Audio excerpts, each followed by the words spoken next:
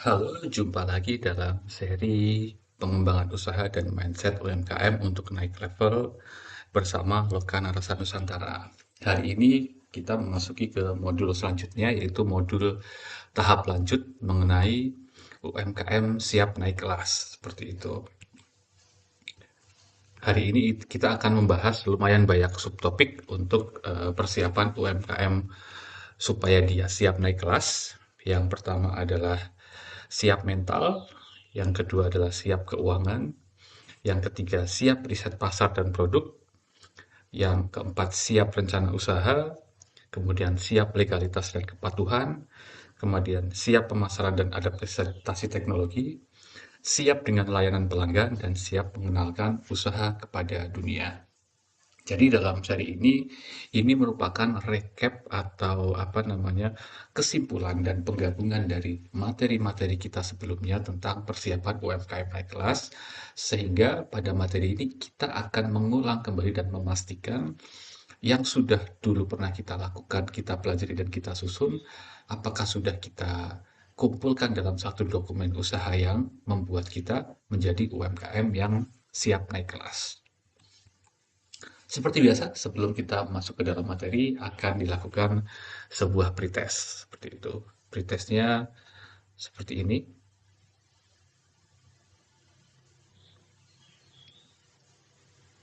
Oke, itu pretest yang dilakukan. Nanti dalam sesi terpisah terdapat penjelasan videonya. Oke, dari pretest tersebut, yang pertama adalah dalam mengembangkan UMKM yang siap naik kelas. Yang pertama tentunya kita harus membangun mental UMKM yang tangguh. Karena seperti kita ingat-ingat dalam pertama kali sesi kita pengenalan terhadap pengembangan UMKM naik level, kalau berwirausaha itu mudah, mungkin tidak akan ada pengangguran karena siapapun yang memilih jalur rezeki melalui berwirausaha sudah semestinya paham bahwa tantangannya berliku dan tidak terduga karena usaha itu lebih banyak faktor yang menyebabkan kita gagal daripada faktor yang menyebabkan kita berhasil seperti itu. Jadi artinya wirausaha adalah sosok yang pemberani, tangguh, yang mampu memberi pekerjaan untuk dirinya sendiri dan juga orang lain. Itu mental usaha para pengusaha. Dan untuk menjadi wirausaha yang tangguh, seperti kita lakukan pada sesi-sesi sebelumnya dan perlu Bapak Ibu ingat lagi mungkin, kita perlu memiliki tujuan dan cita-cita. Jadi coba sekarang ingat-ingat lagi dan kita tulis kembali apa cita-cita tujuan jangka pendek dalam jangka 1 tahun maksimal, kemudian cita-cita jangka menengah dalam rentang waktu 3 tahun, dan cita-cita jangka panjang yang Bapak Ibu rencanakan bisa dicapai dalam jangka waktu 5 tahun ke atas. Coba diingat-ingat kembali apa yang memotivasi Bapak Ibu untuk menjalankan usaha ini. Apa cita-cita terdekatnya yang jangka pendek, apa cita-cita menengahnya, dan cita-cita jangka panjangnya. Tuliskan itu dalam sebuah kertas atau catatan di WhatsApp. Ingat-ingat kembali. Nah, selain cita-cita, kita juga kalau diingat lagi, kita harus membentuk atau menuliskan cita-cita yang lebih jelas tergambar. Makanya kita pernah belajar mengenai target SMART untuk mencapai tujuan-tujuan usaha.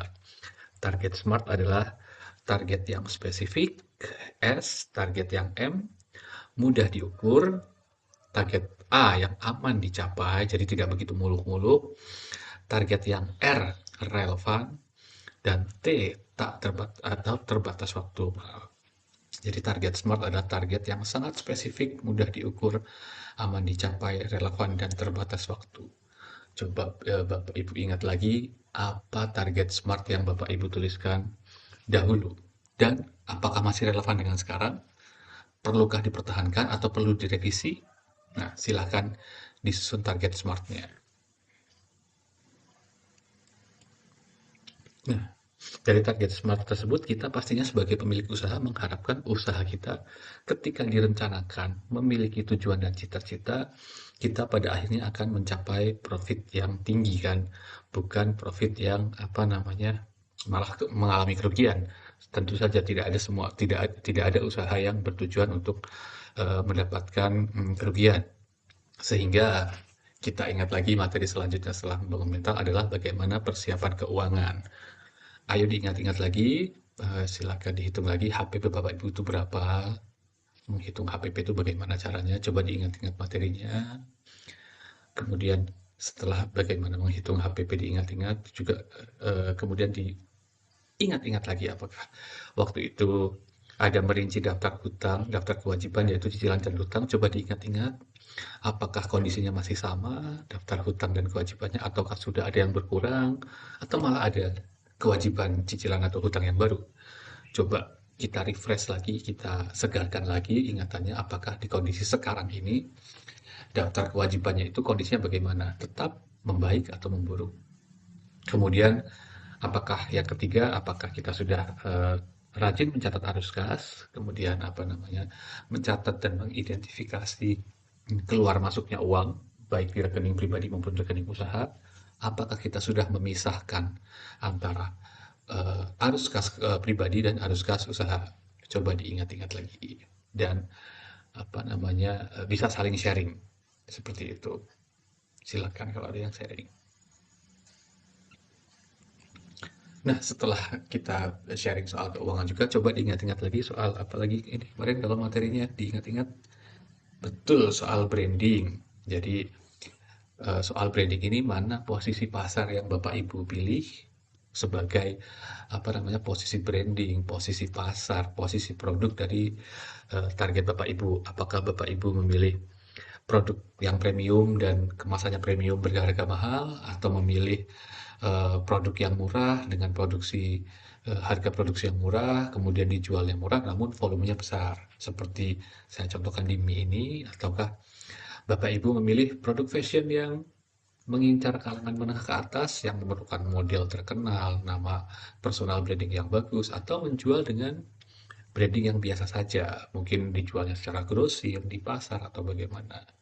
Apakah Bapak Ibu membuat produk dan jasa yang sangat inovatif, sangat membuat gebrakan yang baru, merevolusioner, menjadi sangat revolusioner dan merubah suatu industri seperti Gojek, atau tetap bertahan saja dengan apa yang sudah ada, namun tetap kuat seperti itu, mempertahankan tetap tradisional, tetap manual, tapi membuat usaha yang eh, terpatok di konsumen sebagai sebuah produk yang legendaris. Nah, sudahkah Bapak Ibu mengingat-ingat branding dan posisi pasar apa yang dipilih untuk produk Bapak Ibu? Coba diingat-ingat lagi dan kita segarkan ingatan kita tentang pilihan branding yang sudah Bapak Ibu eh, apa namanya tetapkan untuk produk dan jasa Bapak Ibu sekalian.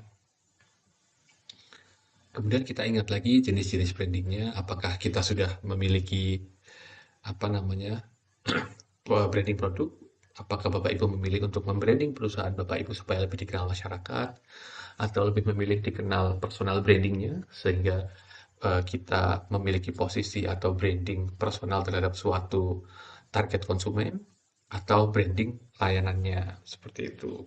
Coba diingat-ingat lagi mana yang sudah Anda terapkan atau sudah berencana diterapkan untuk produk dan jasa maupun diri pribadi Bapak Ibu masing-masing. Kemudian setelah menciptakan terkait produk dan keuangan, kita juga sudah belajar tentang kanvas model bisnis.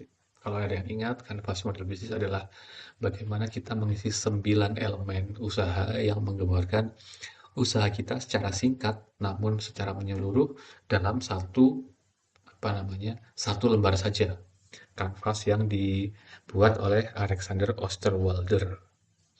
Kalau bisa diingat, ini yang kita buat waktu itu 9 elemen berupa kita mulai dari produk yang ditawarkan, produk apa yang ditawarkan yang paling tengah ini, kemudian kita bergerak ke segmen pelanggan, siapa saja yang menjadi target pelanggan kita, kemudian bagaimana jalur distribusi atau bagaimana produk kita sampai ke pelanggan, dan bagaimana kita berinteraksi dengan pelanggan yang membeli produk kita, bagaimana hubungan pelanggannya. Kemudian proses ini menghasilkan sebuah pendapatan yang berasal dari apa? Penjualan produkkah, penjualan jasakah, seperti itu.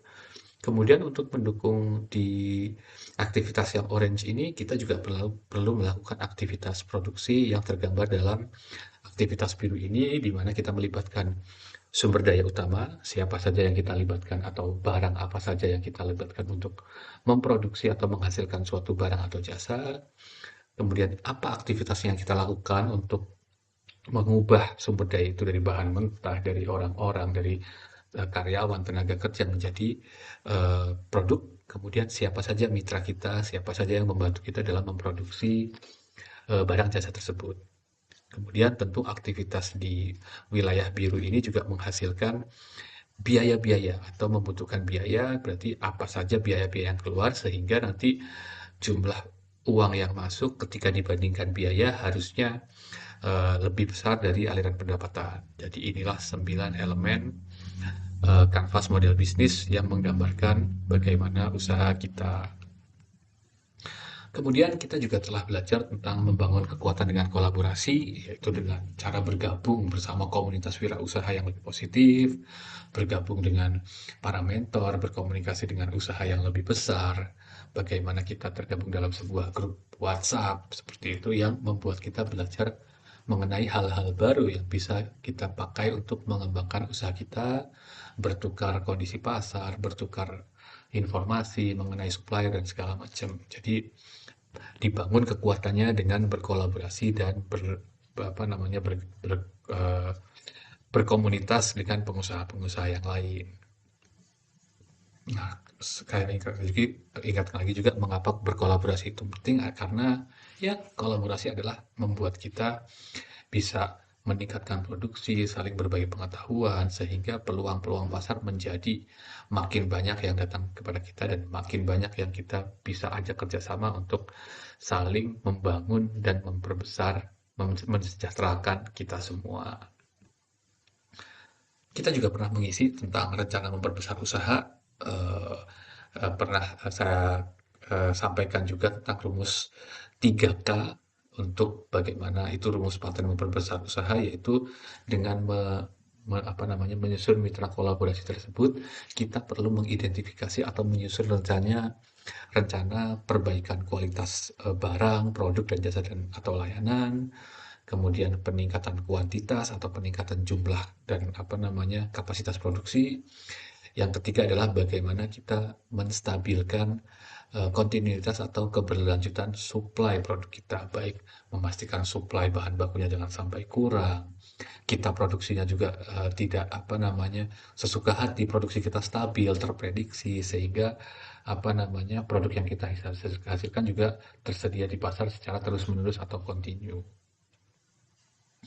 Nah, dari hal tersebut kita juga untuk memperbesar usaha, kita juga perlu menyusun yang namanya proyeksi. Proyeksi itu adalah bagaimana kita menyusun langkah-langkah yang kita akan ambil untuk meningkatkan usaha kita, seperti itu. Yang pertama adalah kita melakukan penyusunan target smart usaha, yaitu target usaha yang terukur dalam jumlah dan waktu, namun tetap masuk akal agar terbayang langkah-langkahnya. Kita sudah belajar kemarin untuk menyusun target smart. Kemudian dengan kita menyusun dan merapikan keuangan kita, kita menyusun target keuangan, yaitu target nilai finansial yang harus dicapai untuk mendukung target usaha. Kemudian setelah kita tahu target keuangan kita, kita melakukan langkah ketiga, yaitu target pembiayaan. Tapi ini opsional, yaitu melakukan rencana pembiayaan dalam rangka mendukung target keuangan. Ini mengapa opsional? Karena yang paling penting atau yang paling utama dilakukan untuk mencapai target keuangan yaitu melalui mendatangkan uang melalui penjualan. Makanya yang harusnya kita perbesar adalah target penjualan. Menyusun target penjualan adalah perhitungan target penjualan yang harus dicapai untuk menopang target keuangan dan target pembiayaan. Jadi ini bagaimana kita mendapatkan uang untuk membiayai target-target yang kita susun, seperti itu. Mungkin untuk mempermudah bagaimana Bapak Ibu membayangkan bagaimana sih menyusun sebuah proyeksi usaha, saya tampilkan dalam tabel berikut nih. Saya memiliki beberapa contoh tentang menyusun proyeksi untuk UMKM naik kelas, seperti itu. Jadi tadi ada 4 langkah untuk menyusun proyeksi, yaitu kita menentukan target smart dulu, target yang akan kita capai. kemudian menyusun target keuangannya, kemudian target pembiayaan dan target penjualan. Kenapa sih Pak? Mengapa target pembiayaan itu walaupun opsional tetap ada? Karena tidak semua rencana pengembangan dan proyeksi usaha itu bisa didukung oleh pertumbuhan yang organik. Kadang memang butuh modal di awal untuk mengembangkan usaha, misalkan beli alat atau membangun suatu toko atau membangun suatu pabrik, pasti ada modal yang besar di depan. Makanya perlu kita pertimbangkan skema pembiayaan dalam menyusun proyeksi kayak gitu. Saya beri 3 contoh. Ada orang bernama Indah, Ardi, dan Mita yang masing-masing memiliki target berbeda dan rencana keuangan yang berbeda. Jadi menyusun proyeksi gampangnya, eh, kita menentukan target SMART dulu. Dalam hal ini target Indah adalah dia memiliki 2 ruko dalam 5 tahun. Kemudian setelah dia memiliki target SMART itu, dia melakukan perhitungan-perhitungan keuangan untuk menentukan target keuangan dia. Jadi, untuk membangun 2 ruko dalam 5 tahun, setelah Indah menghitung, dia membutuhkan uang sekitar 2 miliar. Kayak gitu. Kan untuk ruko menjadi bisa berjualan kan tidak mungkin dibangun pondasinya doang, kemudian bisa mulai berjualan kan. Ruko itu harus dibangun langsung total kan. Makanya Indah dalam skema membangun 2 ruko dalam 5 tahun dan membutuhkan 2 miliar, Indah itu melakukan skema pembiayaan. Dia berencana 2 miliar itu didapatkan 1 miliar dari pinjaman bank dan 1 miliar dari penjualan barang. Nah, setelah dia menentukan target pembiayaannya, Indah memiliki target penjualan mendapatkan uang 1 miliar dari penjualan barang. Makanya 1 miliar ini diterjemahkan Indah dalam penjualan adalah targetnya adalah menjual baju 20.000 piece seperti itu. Jadi ketika Bapak Ibu sudah menyusun proyeksi, Bapak Ibu sehingga bisa memiliki pandangan yang clear kayak gitu untuk mencapai target dan target-target yang Bapak Ibu sampaikan. Jadi cara membacanya jadi seperti ini nih. Saya perlu melakukan penjualan sebanyak 20.000 piece sehingga saya mendapatkan 1 miliar dari penjualan barang, mendapatkan keuntungan. Kemudian saya akan meminjam lagi 1 miliar dari bank, sehingga saya mendapatkan target keuangan 2 miliar, yang mana 2 miliar ini akan saya pakai untuk membangun 2 ruko dalam 5 tahun. Nah, langkah-langkah itu menjadi lebih jelas kan sekarang. Tidak cuma mimpi-mimpi kosong, tapi mimpi itu sudah punya langkah-langkahnya, seperti itu. Nah, saya mungkin untuk mempermudah ilustrasinya lagi, saya beri contoh kedua nih, yaitu Ardi. Ardi memiliki target SMART membeli mobil box second dalam waktu 2 tahun. Dia membutuhkan target keuangan sebesar 85 juta untuk membeli mobil box. Ardi berencana mendapatkan uang itu full dari usahanya sendiri tanpa pembiayaan. Makanya Ardi menargetkan pembiayaan dia dilakukan dari penjualan saja. Makanya 85 juta ini harus dilakukan dengan melakukan menjual kerajinan sebanyak 5.000 piece. Nah, jadi langkah-langkah Ardi sekarang tuh lebih jelas karena Ardi perlu menjual kerajinan sebanyak 5.000 pieces sehingga dia mendapatkan uang sebanyak 85 juta yang akan dia pakai untuk membeli mobil box second dalam 2 tahun. Nah, mudah-mudahan lebih jelas. Saya beri contoh ketiga, ada orang bernama Mita atau pemilik usaha bernama Mita.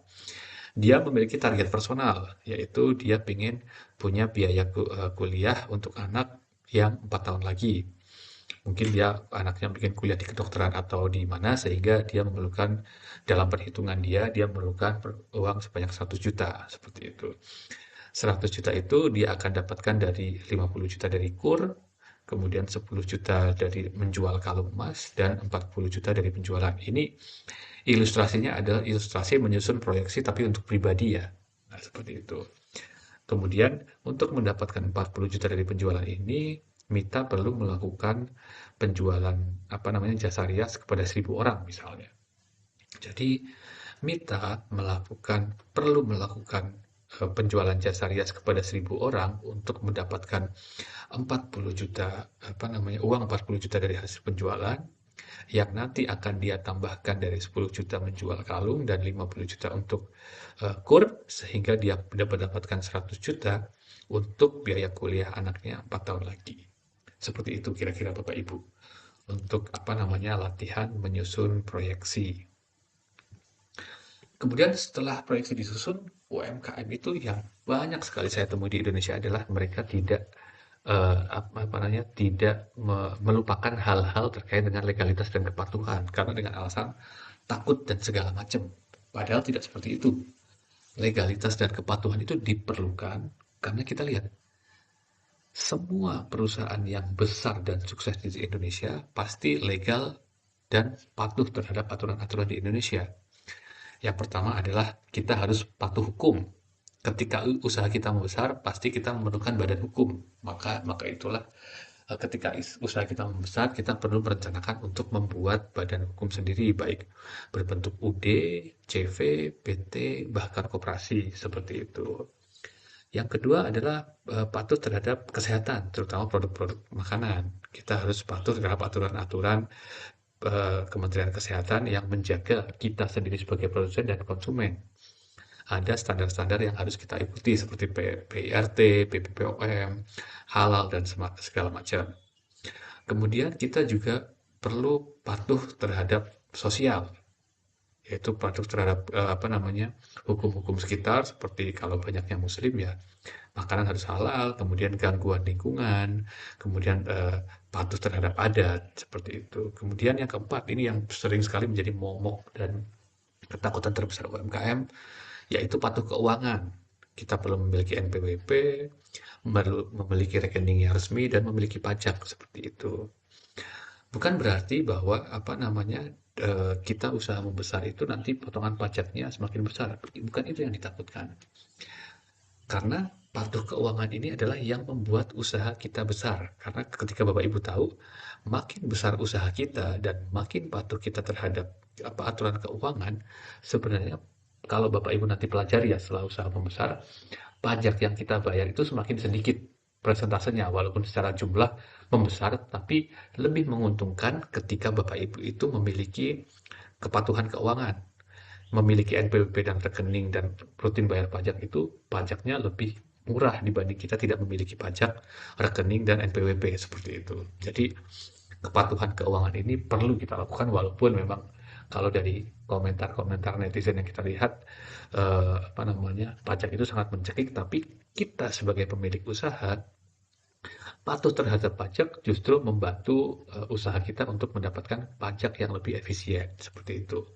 Kemudian setelah kita patuh terhadap hukum-hukum lokal dan nasional, ketika usaha kita membesar lagi, kita juga harus patuh terhadap legalitas dan kepatuhan internasional. Ya, misalnya izin-izin ketika kita masuk ke Amerika, ke Eropa, ke Jepang itu mereka memiliki izin-izin yang berbeda-beda lagi seperti itu. Atau mungkin izin yang biasa kita kenal adalah izin ISO gitu, International Certificate Organization yang ketika kita memiliki izin itu kita bisa masuk ke hampir seluruh negara di dunia kayak gitu.